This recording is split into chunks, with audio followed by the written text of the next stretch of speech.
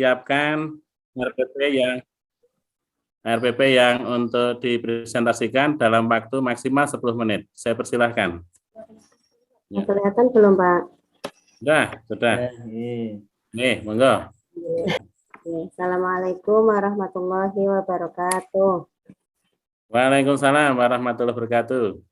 Untuk RPP yang saya tentang indahnya berakhlak terpuji, submateri kisah Bilal bin Rabah. Oh ya. Kompetensi dasar yang pertama, menganalisis kisahnya Bilal bin Rabah. Kemudian untuk 4.5 mengaplikasikan kisah Bilal bin Rabah. Indikator pencapaian kompetensi, peserta didik dapat menelaah kisah Bilal bin Rabah. Kemudian yang kedua, peserta didik dapat menerapkan makna kisah Bilal bin Rabah dalam kehidupan sehari-hari. Kemudian untuk tujuan pembelajaran, yang pertama melalui tayangan video pembelajaran dan membaca teks dari slide PPT, peserta didik dapat menelaah kisahnya Bilal bin Rabah dengan baik dan benar. Untuk kegiatan selanjutnya, melalui tayangan video dan ceramah interaktif, peserta didik dapat menerapkan makna kisah Bilal bin Rabah dalam kehidupan sehari-hari. Selanjutnya, materi pembelajarannya, materinya di sini kisah Bilal bin Rabah dalam menghadapi cobaan. Dan model dan metode yang digunakan, pendekatannya scientific, model pembelajarannya problem based learning atau PBL. Kemudian metode pembelajaran direct interaction atau pembelajaran secara langsung, diskusi, presentasi, dan tanya jawab. Untuk media pembelajarannya, slide PPT kisah Bilal bin Rabah.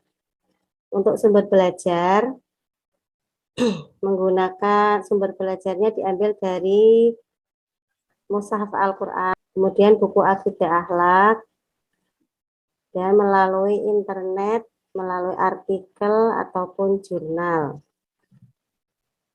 Selanjutnya, langkah pembelajaran yang pertama, kegiatan pendahuluan.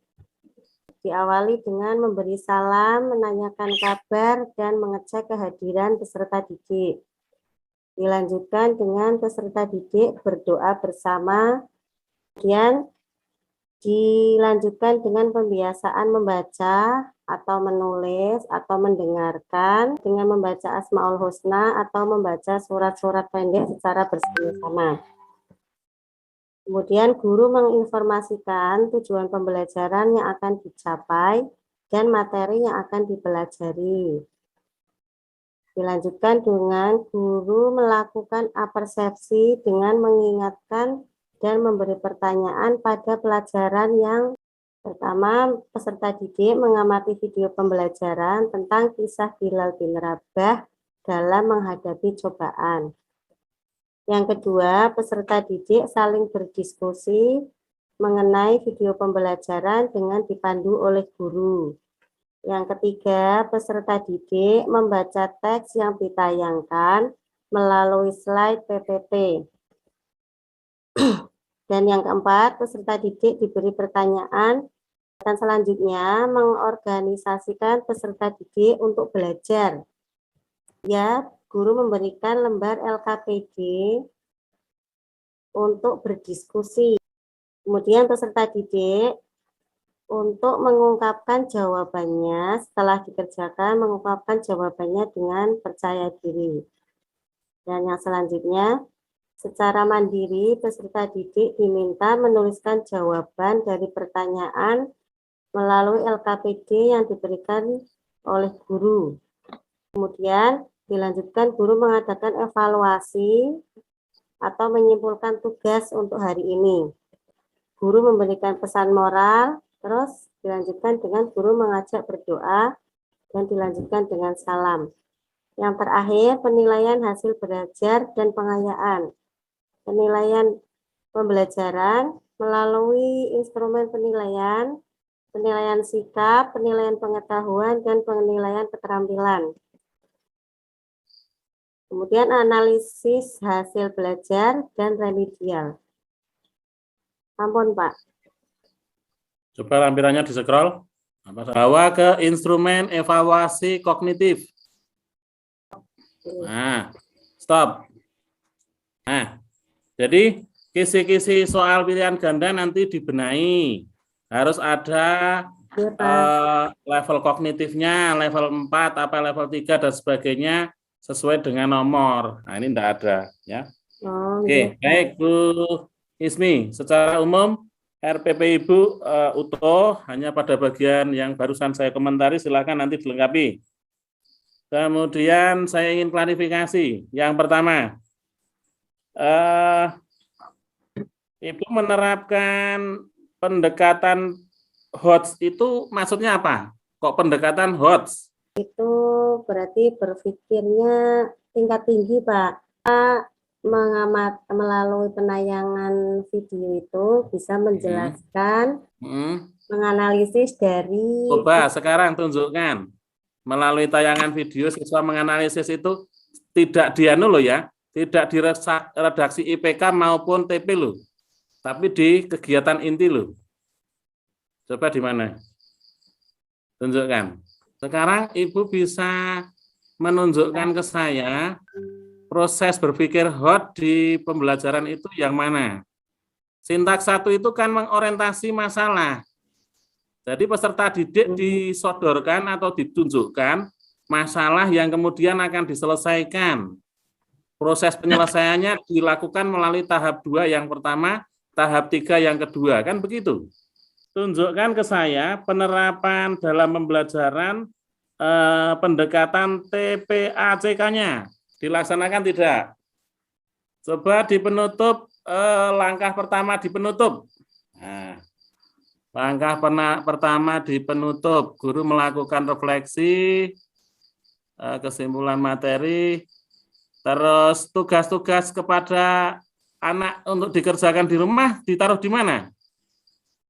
Tugasnya hanya di kelas saja, Pak. Tidak dibawa ke Ya, rumah. enggak bisa. Jadi bagaimana anak tetap belajar di rumah kalau ibu tidak beri tugas, begitu loh. Ya. Nah, jadi komponen ibu kurang di situ. oke. Ya. Nanti ditambahkan. Saya kira nanti ditambahkan ya Bu Ismi ya. Oke. Berarti di peneliti ya. Ya. Baik, saya kira cukup Bu Ismi untuk saya. Monggo dilanjut. Bu Ismi. Ya, silakan baca surah Al-Quraisy. Ya, dibaca. A'udzubillahi minasyaitonirrajim. Bismillahirrahmanirrahim. Li'ila fi Quraisyin ila fihim rihlatash syita'i was-shayf. Falyabudu rabba hadzal bait alladzi at'amahum min ju'in wa amanahum min khauf. Sadaqallahul azim. Baik, berikutnya silakan ditulis surah Al-Ikhlas. Oh, iya. Difoto dikirim. Betul ketinggalan ya? Enggak kelihatan Ibu. Ya, namanya difoto dikirim ke saya. iya, Pak. Berikutnya lanjut ke pertanyaan sebagai konfirmasi dari RPP yang sudah Bu Ismi buat.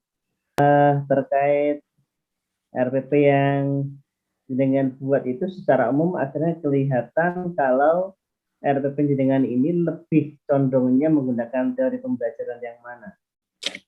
Menggunakan teori yang behavioristik, Pak. Behavioristiknya bagaimana? Lebih ke perubahan tingkah laku. Hasil akhir dari RPP atau pembelajaran ini apa? Diharapkan siswa bisa mempraktekkan atau meniru dari kisahnya Bilal bin Rabah bahwa harus sabar dan tabah bila menghadapi cobaan. Oke. Oke. Berikutnya terkait tujuan pembelajaran. Bisa dijelaskan mana yang audience, behavior, ya, terus Tujuan PD-nya juga, monggo. Yes. Untuk tujuan pembelajarannya, yang pertama untuk yang A atau audien, itu audiennya peserta didik. Yeah. Oke, kemudian untuk B-nya behavior. Behaviornya di sini peserta didik menelaah, Pak. Yeah. Oke, dapat menelaah kisahnya Bilal. Kemudian untuk yang C-nya berarti melalui tayangan video. Yeah. Melalui D-nya degree dengan baik dan benar. Kenapa tujuannya hanya 2, Bu? Pembelajaran itu kan tentu mengacu pada yang paling dekat itu kan di indikator pencapaian kompetensinya. Ini dari indikator yang dicapai itu apa, kemudian inilah yang menjadi dasar di dalam membuat sebuah tujuan pembelajaran. Oke, berikutnya materi yang Bu Ismi tampilkan itu, ya, letak hotsnya pada bagian mana? Bilal bin Rabah itu, Pak. Itu yang dianalisis itu perilakunya, Ya. atau videonya, atau nilai-nilainya, atau apanya? Nilai yang terkandung di dalamnya, Pak. Nilai. Oke. Oke, makanya nanti juga di podcast juga ya, itu terkait apa yang ingin dianalisis. Oh, iya, Pak. Oke, berikutnya di poin kisi-kisi penilaian, Bu. Ini yang bentuknya HOTS yang mana? Yang penilaian keterampilan. Penilaian? Keterampilan. Apa yang dinilai dari keterampilan itu? Tapi tadi untuk keterampilannya belum dilampirkan ya, Pak.